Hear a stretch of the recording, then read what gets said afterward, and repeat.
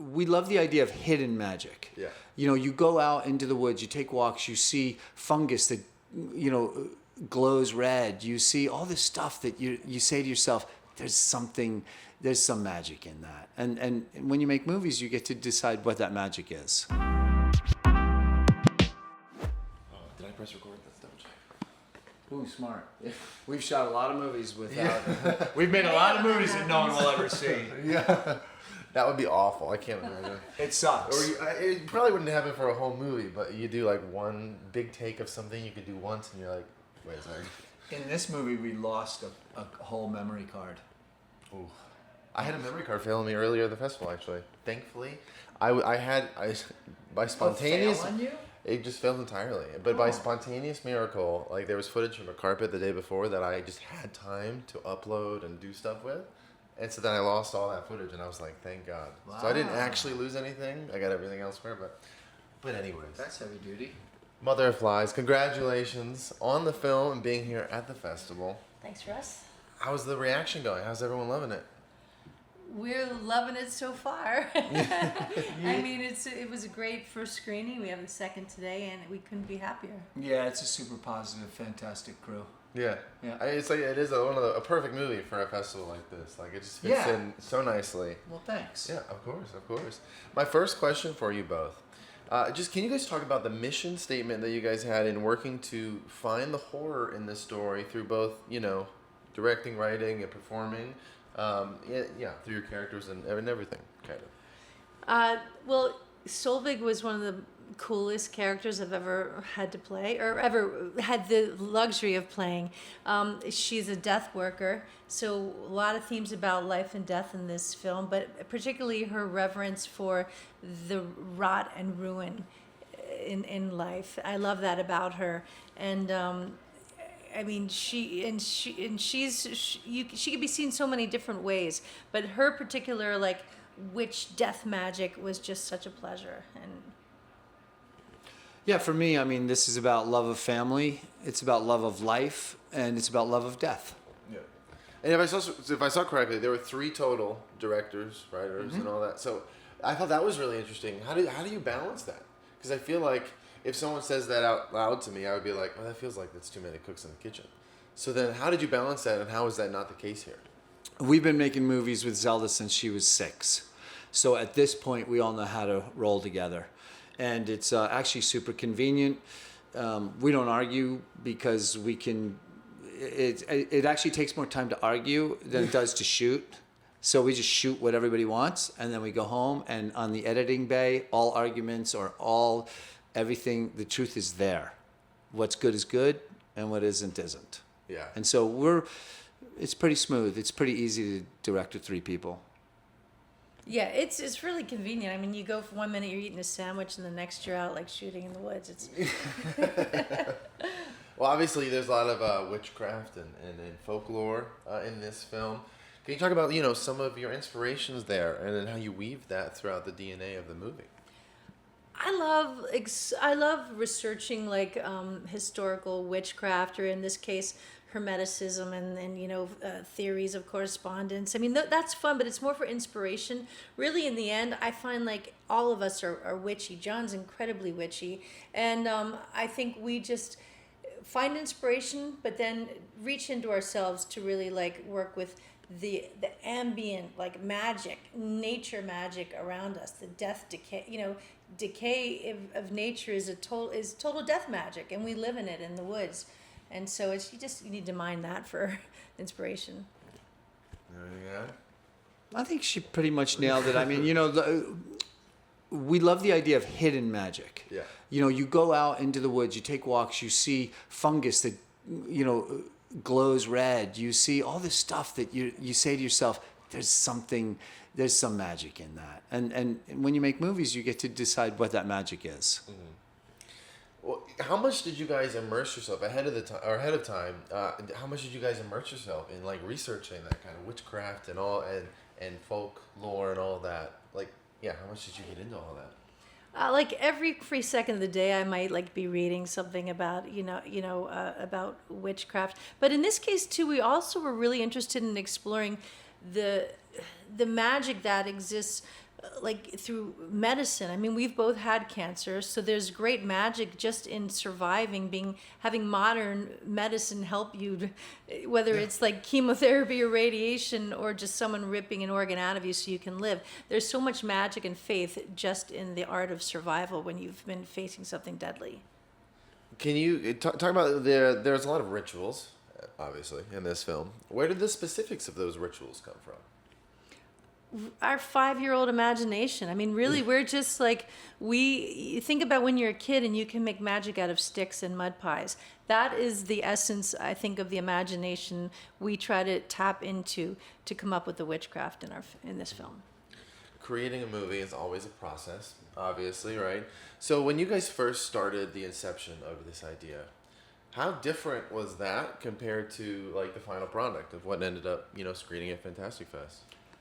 I believe that we kind of got what we wanted. I mean, the three of us talked about it quite a bit. So when we started shooting, we all kind of were on the same page, and I don't think we strayed too far from our original idea. I mean, we're very open-ended when we shoot. It's not like we have some hardcore script where every word has to get nailed to the floor, but the general idea needs to get nailed to the floor, and I think we did that. Yeah. I think you guys did too. Can you talk about, so both of your characters, right? What do you feel like was the key for you to understand them on kind of a personal level so that you could bring them to life? What was kind of the crux of like, all right, that's who this character is, and that is how they're going to react to the situation that is unfolding? Well, my character is just a loving father, which I am, and so I've been through this experience that she was going to, so I could just look at it. This film is you can take each scene from this movie and it's based on something in reality that really happened. Now, obviously, we've dressed it up in magic and blood and necromancy, right? But these are all real things. So for me, acting, I got to exorcise a lot of demons, and that was fun. So it's also been a really cool cathartic way for me too to revisit something I've been through. My cancer was reproductive. Solvig is literally taking a tumor, something that is like a death device inside of another woman's uterus, and turning it back into something she loves was really like fucking powerful for me. Mm-hmm. There's a lot of poetry in this movie. So I'm curious as to what did you guys want to, what does that embody narratively? And like, what do you feel that adds to the experience? Because it's strung throughout and it's like a repeating motif throughout. Yeah, two things. We wanted to make a fairy tale. We wanted to make a modern fairy tale, and all fairy tales have a cadence to them. And so we wanted to have that. Toby has a great voice. She's got a great delivery. The other thing about doing a narrative or that fairy tale kind of VOs is that you can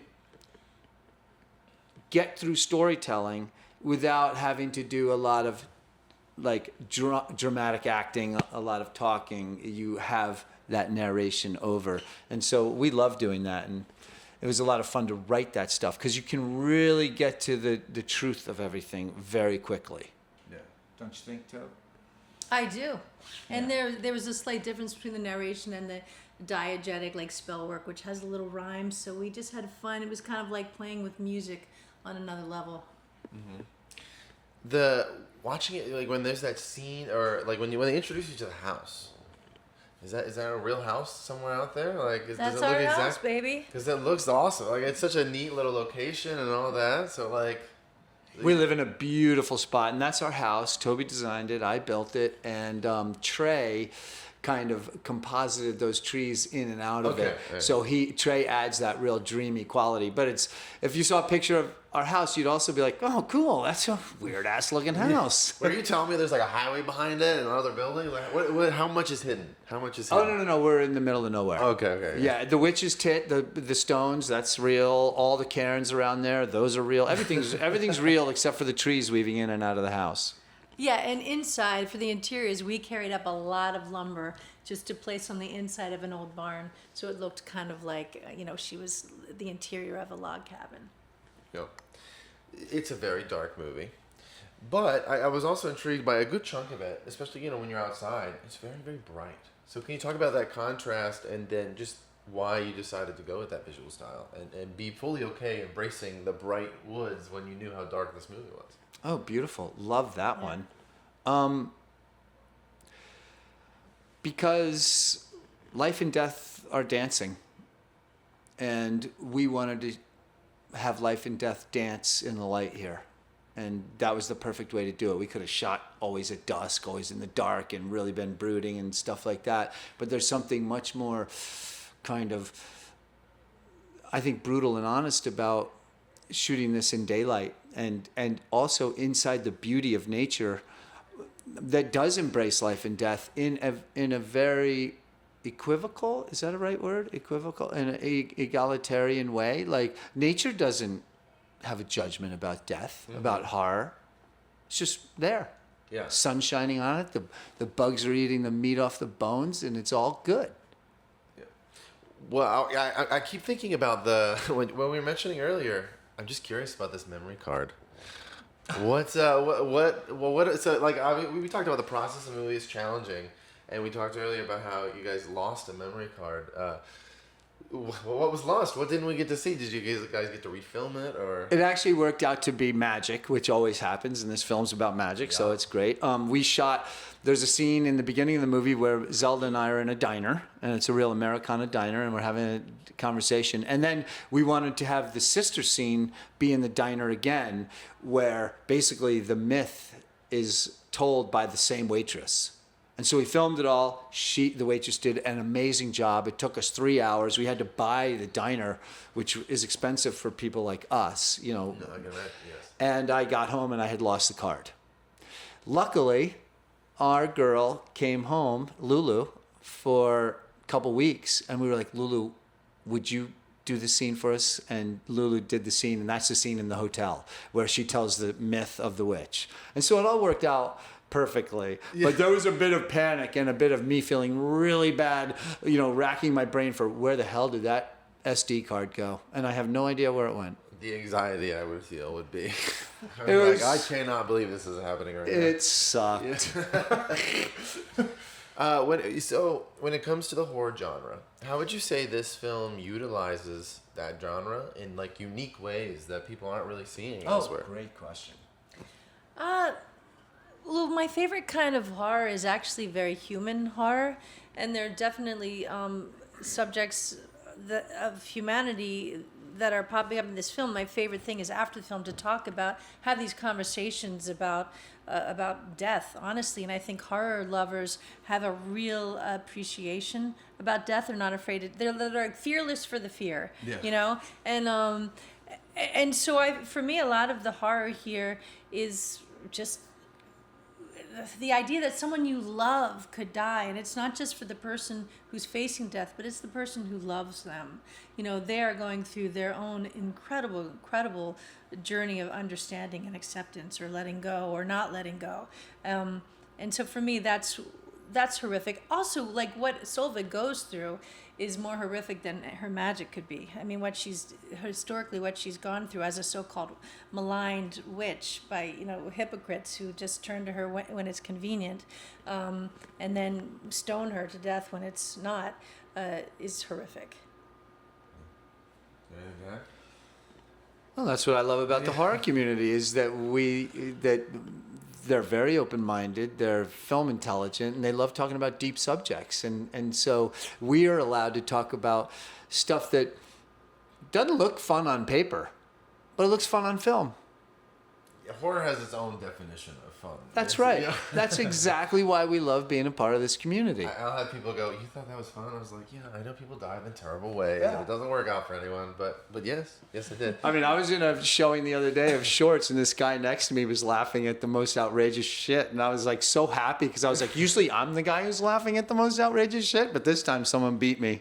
Yeah. Last question. We're at Fantastic Fest. And this will play into the last question, or the question previously as well, but why do you feel that this film is just the perfect fit for the festival and like how it adds to this year's, you know, schedule, as it were? Everyone who's here believes in the magic of celluloid. I mean, we're all here looking at something that was literally shot, put in a camera. Like, how does that even work already? You know, and then put on a little like DCP that runs through a projection, and everyone's sitting there in a seat that someone made, eating awesome popcorn that someone cooked, and it is just like its own kind of magic that I cannot get over. It's the best. Yeah, this is not a cookie cutter film festival, and I haven't seen one movie that I could compare to the next, and that's why I love being here at Fantastic Fest. Yeah. Well, thank you guys both for talking to me today about the movie, and I hope the second screening goes well. Are you going to watch it again with everyone? That's a good question. We'll see. We'll see. I always wait till the last minute to decide. 20 times. Thousands. Yeah, Thousands. Yeah. 20 is way too low.